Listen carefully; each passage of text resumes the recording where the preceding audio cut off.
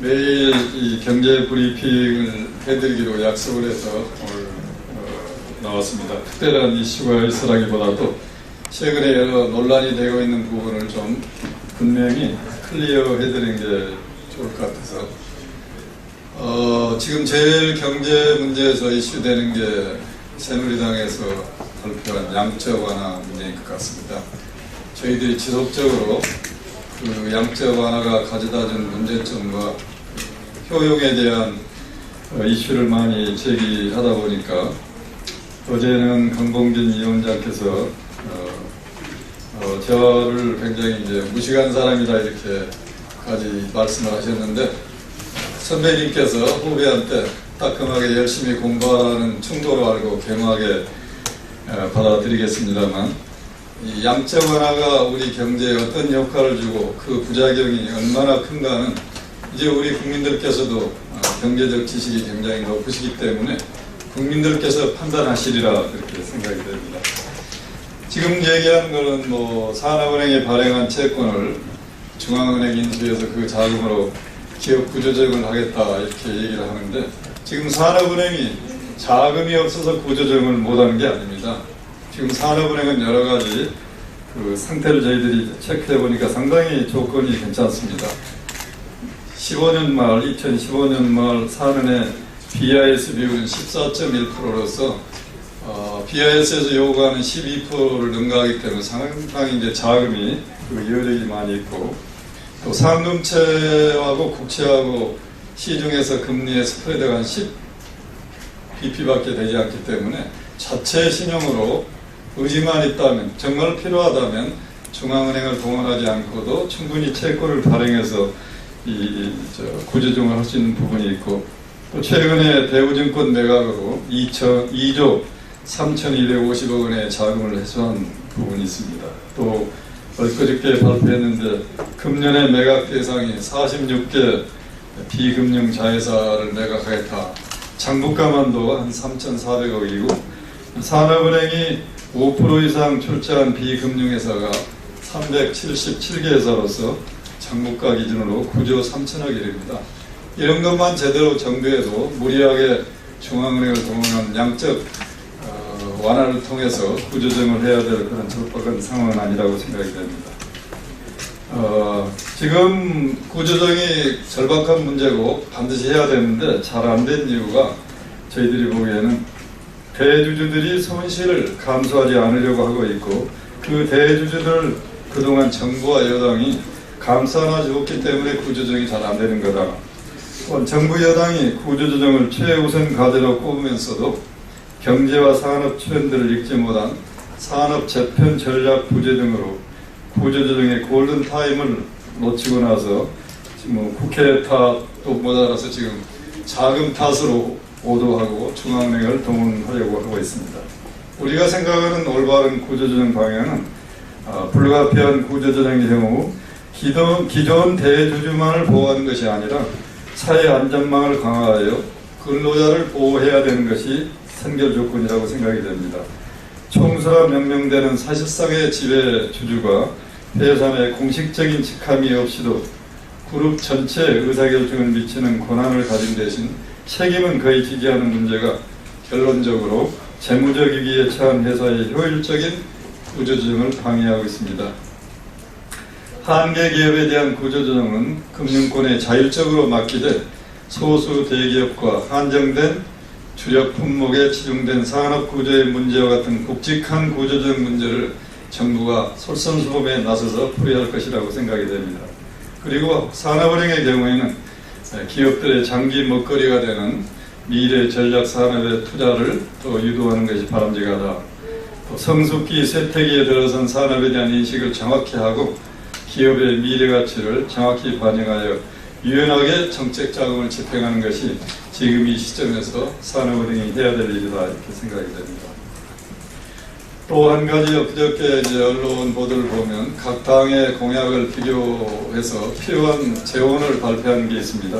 거기 보면은 저희 당의 경우 147조가 필요하고 다른 당의 경우 한 45조에서 50조가 필요해서 우리 당이 굉장히 무리하게 공약을 한 것처럼 발표되어 있습니다만 그 부분에 대해서 저희들이 좀 설명을 드리고자 합니다. 2015년 국내 총 생산에서 투자가 차지하는 비중은 29.1%로서 외환위기 때인 1998년의 31%보다도 낮아지며 국내 총 생산 대비 민간 소비도 49.5%로서 외환위기 이후 최저 수준에 이르렀습니다. 외환위기 때는 수출이 급증했으나 현재 수출은 2015년 1월 이후 거의 16개월째 감소하고 있습니다. 총 수요를 구성하는 소비, 투자, 수출 모두 감소해 경제는 심각한 상황이며 이런 격을 해소하는 길은 재정 확대가 절실히 필요하다는 게 저희들 견해입니다. 법인세 인하의 투자 증대 효과는 지금 거의 나타나지 않고 투자에 소극적인 대기업들은 막대한 사내 유보 자금을 쌓아두고 있습니다. 기업들은 2015년 말 현재 348조 원의 예금을 가지고 있는데 그 중에서 85%에 해당되는 295조 원이 저축성 예금입니다. 기업 예금은 이명박 박근혜 정부 기간 동안 2008년 이후 계속 급증하고 있습니다. 국내 총 생산 대비 가계소득 비율이 1995년 69.6%에서 계속 하락하여 2014년 64.3%까지 하락해 있습니다. 1,300조 원의 가계부채 부담으로 가계는 소비를 늘릴 여력이 지금 소진되어 있습니다. 기업은 투자에 소극적이고 수출도 감소하는 상황에서 정부 지출을 확대하는 적극적 재정정책이 필요한 상황이라고 보여집니다. 그러나 국내 총 생산 대비 일반 정부 지출 비율은 32%로서 굉장히 정체되어 있는 상황입니다. 그래서 저희 더불어민주당에서는 이명박 박근혜 정부의 감세 정책으로 낙수 효과를 기대했지만 기대한 낙수 효과는 발생하지 않고 서민 경제 침체와 양극화만을 심화시키고 있다. 양적 완화에 근거한 아베노믹스도 임금 상승이 정체되고 국민 실질 소득과 소비가 늘지 않은 등 한계에 직면해 있다고 비판을 받고 있습니다. 감세로 과도하게 낮아진 조세 부담률을 정상화하면 재정에 적극적인 역할을 수행하는 데 필요한 재원을 마련할 수 있다고 판단이 됩니다. 현재 2014년 말 현재 조세 부담률이 18%에서 부자 감세 이전 수준인 19.6%로 1.6%만 우리가 올려도 연간 한 24조 원의 세입 확보가 가능합니다. 또 대기업 법인세 과세를 정상화하면 법인세 인하 이전으로 수준으로 정상화한다면 2017년 한 해에 한 5조 4천억 원 정도의 세수가 예상이 됩니다. 청년을 위한 공공임대주택 15만 원은 국민안심채권을 발행해서 조달하면 국민연금기금의 수익률도 보장해주고 저소득층의 임대 비용도 낮아지는 그런 효과를 기대하고 있습니다. 유승민 의원도 불가능하다고 한 박근혜 정부의 정세 없는 복지 정책에 우리가 그 프레임에 얽매여가지고 그걸 강조하다 보니까 매년 세수는 한 10조 정도 적자를 나타내고 있고 국가 부채는 계속 1년에 한 50조 이상 증가하고 있는 현실입니다. 우리 당은 조세 부담률을 감세 정책 이전 수준으로 정상화하고 SOC, 국고보조금 사업 등에서 발생하는 정부 지출 낭비 요인을 제거하여 공약 재원을 마련할 것입니다. 재원 마련을 바탕으로 좋은 일자리 창출, 기초연금 30만 원, 공공임대주택 건설 등 서민 경제를 활성화하고 일자리를 창출하는 재정정책을 적극적으로 포함해서 더불어 성장을 달성하고자 합니다. 정부 소비와 정부 투자는 10억 원당 취업 유발 개수가 각각 15.3명, 13.4명으로 민간 투자나 수출보다 일자리 창출 효과가 훨씬 더 크다는 게 입증이 되고 있습니다.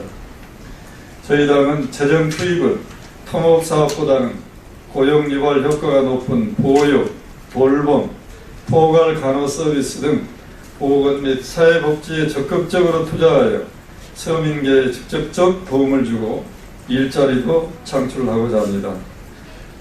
더불어민주당 재정공약은 5년간 148조 원으로 새누리당 56조 원, 국민의당 46조 원, 정의당 38조 원에 비해 많은 것 같습니다만 우리 당의 공약은 선심성 공약이 아니라 새로운 마련 계획을 바탕으로 서민 경제를 활성화하고 고용을 창출하는 더불어 성장을 위한 것입니다. 현재 한국 경제 상황은 재정의 적극적인 역할이 절실한 상황이며 OECD도 통화 완화 정책에는 한계가 있으며 재정 정책 역할을 강화해야 한다고 공고하는 바에 따라서 저희도 그런 정책을 추진하고자 합니다.